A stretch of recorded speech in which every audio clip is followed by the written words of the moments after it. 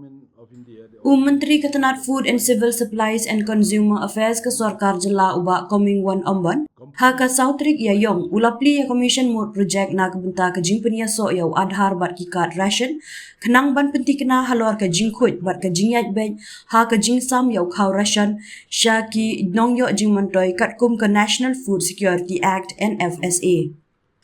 Habakran syakilat pathai khubor u omban ulapan pau halar gajingdon kam bakerki ban penteri kam ya gani commission hadin baka sarkar India kala aipor khaddu da ka penjalan hadu kalai pautrik ujliu ban pendap 6% ya kajing penyaso yau adhar bat kikat ration. Ha Meghalaya hadu menta ki don tang 90.9% ki nong yo jing mentoy kata kumba shipolak ngut ki briu ki bala penyaso yau adhar.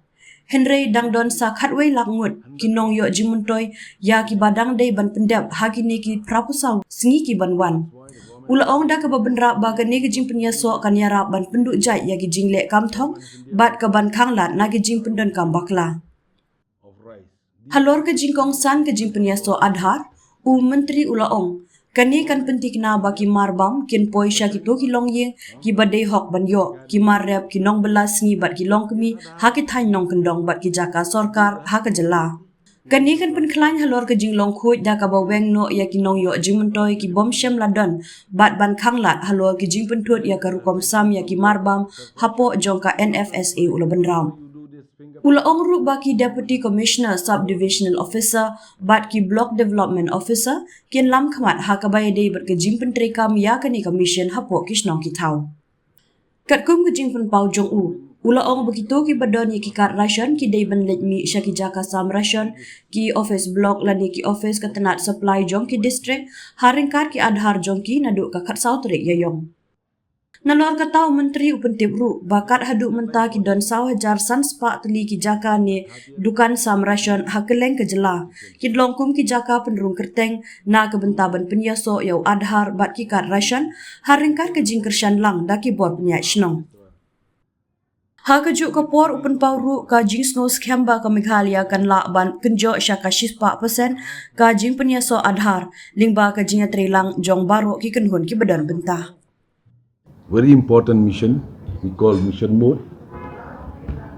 You see, regarding this ration card, the government of India, they already given us the deadline regarding this, to do this complete KYC for this ration card holder.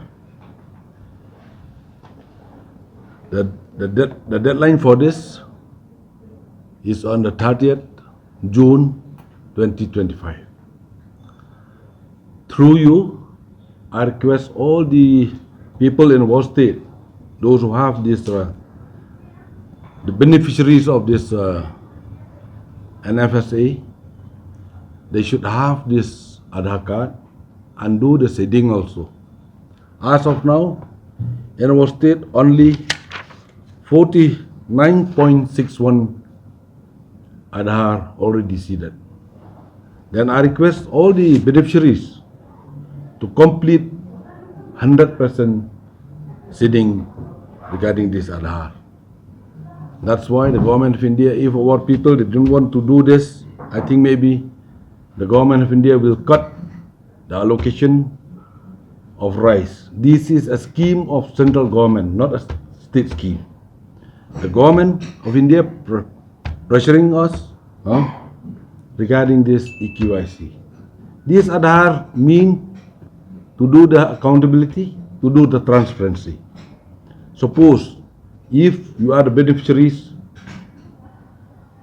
you collect the ration from the fair price shop. After you do this fingerprint and all, the government of India, they already know, oh, Master Aid already leave the food grain from the dealer.